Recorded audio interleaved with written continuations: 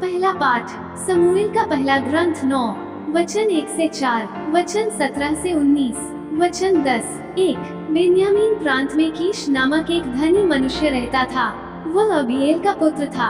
Abiel Saror का, Saror Becorath का और बकोरत अफिया का पुत्र था। कीश के साउल नामक एक नौजवान और सुंदर पुत्र था। इस्राएलियों में साउल से सुंदर कोई सुंदर नहीं था। वो इतना लंबा था कि उसका सिर और उसके कंधे दूसरे लोगों के ऊपर हो जाते थे। किसी दिन साउल के पिता कीश की गधियां भटक गई थीं। उसने अपने पुत्र साउल से कहा, किसी नौकर के साथ गधियों को खोजने जाओ।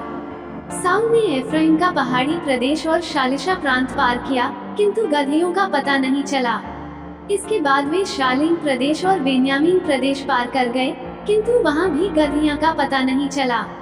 समूएल ने जैसे ही साउल को देखा, प्रभु ने उसे यह सूचना दी, ये वही है जिसके विषय में मैं तुमसे कह चुका हूँ, यही मेरी प्रजा का शासन करेगा। साउल ने फाटक पर समूएल के पास आकर कहा, कृपया मुझे ये बता दे कि दृष्टा का घर कहाँ है। समूएल ने साउल को उत्तर दिया, मैं ही दृष्टा हूँ। मेरे आगे पहाड़ी पर चढ़ो, तुम आज मेरे साथ भोजन करोगे। मैं कल सवेरे तुम्हें विदा करूँगा और तुम जिसके बारे में चिंता कर रहे हो वह भी तुम्हें बताऊंगा। समूएल ने तेल की शीशी लेकर उसे साउल के सिर पर उंगला। सुसमाचार संत मार्कुस 2 वचन 13 से 17। ईसा फिर निकलकर समुद्र के तट गए। सब लोग उनके पास आ गए और ईसा ने उन्हें शिक्षा दी। रास्ते में ईसा ने अल्फाई के पुत्र लेवी को चुंगीघा में बैठा हुआ देखा और उससे कहा, मेरे पीछे चले आओ, और वो उठकर उनके पीछे हो लिया। एक दिन ईसा अपने शिष्यों के साथ लेवी के घर भोजन पर बैठे। बहुत से नाकेदार और पापी उनके साथ भोजन कर रहे थे, क्योंकि वे बड़ी संख्या में ईसा के अनुयायी बन गए थे। जब फरीसी दल के शास्त्रियों ने देखा कि ईसा पापियों और नाकेदारों के साथ भोजन कर रहे हैं, तो उन्होंने उनके शिष्यों से कहा, वे नाकेदारों और पापियों के साथ क्यों भोजन करते हैं। ईसा ने ये सुनकर उनसे कहा, निरोगियों को नहीं, रोगियों को वैद्य की जरूरत होती है।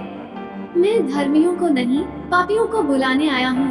मनन चिंतन। यीशु उन लोगों तक पहुँचते हुए दिखाई देते हैं जिन्हें समाज बाहरी मानता है नाकेदार और पापी। लेवी, जिसे मैथ्यू के नाम से भी जाना जाता है, एक नाकेदार था जिसे यीशु ने अपने अनुगमन करने के लिए बुलाया था। और लेवी क्या करता है? वो यीशु और कई अन्य लोगों को अपने घर भोजन के लिए आमंत्रित करता है। अब फरीसी और शास्त्री, उस समय के धार्मिक नेता, आलोचना करने में तत्पर थे। उन्होंने सवाल किया कि यीशु कर वसूलने वालों और पापियों के साथ भोजन क्यों करते हैं। यीशु उनकी चिंताओं को सुनकर एक गहन सत्य के साथ उत्तर देते हैं, निरोगियों को नहीं, रोगियों को वैद्य की जरूरत होती है। मैं धर्मियों को नहीं, पापियों को बुलाने आया हूँ। इन शब्दों में यीशु अपने मिशन को प्रकट करते हैं, उन लोगों के लिए उपचार और दया लाना जो इसकी आवश्यकता को पहचानते हैं। वो उन लोगों से कतराते नहीं हैं जिन्हें समाज पापी मानता है। इसके बजाय वो उन्हें प्यार से गले लगाते हैं और उन्हें अपना अनुगमन करने के लिए आमंत्रित करते हैं। ये संदेश आज हमारे लिए शक्तिशाली है। ये हमें याद दिलाता है कि कोई भी ईश्वर की दया की पहुंच से परे नहीं है। हम सभी के जीवन में टूटेपन और पापपूर्णता के क्षण आते हैं, लेकिन यीशु दिव्य चिकित्सक हमें ठीक करने के लिए तैयार हैं। आइए अपने आप से पूछें कि क्या हम यीशु के निमंत्रण के लिए तैयार हैं? क्या हम उसकी दया की आवश्यकता को स्वीकार करने को तैयार हैं?